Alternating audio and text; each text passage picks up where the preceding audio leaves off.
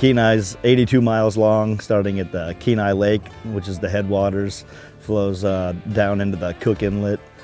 We have it broken up into three sections pretty much. The upper river, which is a little more scenic in the mountains, the middle river, a lot calmer, and the lower section, which is pretty tidally influenced.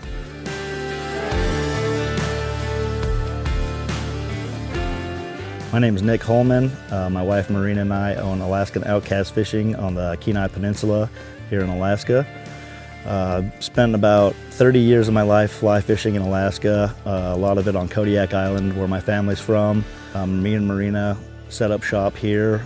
She's from Canada originally and has joined me here on this beautiful peninsula where we primarily focus on rainbow trout and sockeye salmon fishing at the beginning of our season, before kind of transitioning over to silver salmon and steelhead later in the season.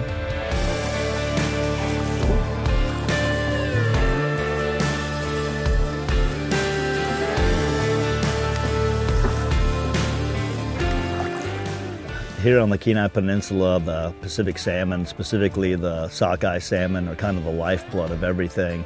The industries, the guiding, the towns, we all kind of revolve around the return of the salmon. The last 10 years or so, the Chinooks have really been struggling here. We don't really understand or know why exactly the returns have been so low. It's really frustrating though to see the river that I've fished my whole life and loved just kind of slowly kind of slipping away in a sense when it comes to the salmon species. So most people have kind of transitioned over into rainbow trout. Our rainbow trout here are really well known for being really big bodied, big shoulders. It primarily has to do with the biomass of high protein food that they're getting from the return of the salmon. These fish primarily are eating salmon eggs, salmon carcasses. It provides these fish a lot of protein, so they bulk up really quick. Not only does it feed the trout, it feeds the entire system. Like that decaying flesh also feeds the entire ecosystem. The smolt, the fry of the salmon, they all kind of feed off that. Everything revolves around the biomass of salmon coming back to the river.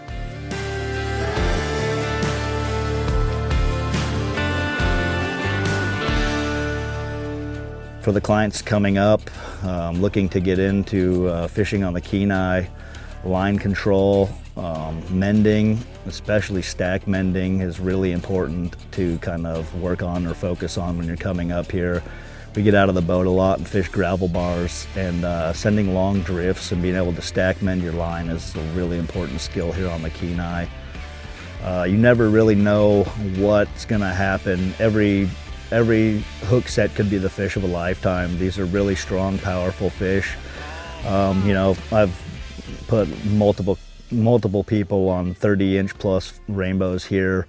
It's really big bodied, so you really want to make sure you have the appropriate kind of leader and tippet set up. I'm usually running anywhere from 14 to 20 pound leader, and 10-pound tippet is kind of the gold standard here on the Kenai. And that just kind of ensures that you have like a fair fight with the fish, and you don't want to be playing them too long and exhausting those fish.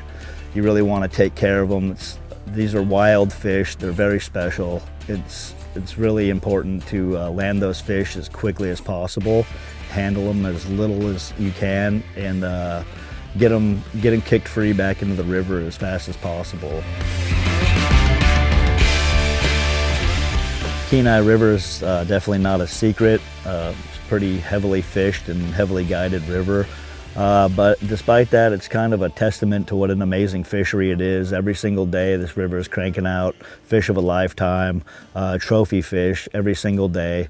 It's pretty remarkable, honestly, with the amount of people fishing it, what the river's actually capable of producing on a single day, every day of the year. If you've never been to the Kenai and you're coming here for your first time, you can expect to, you know, put in some time to catch a fish of a lifetime. It's still fishing at the end of the day, even though it's one of the best trout fisheries in the world.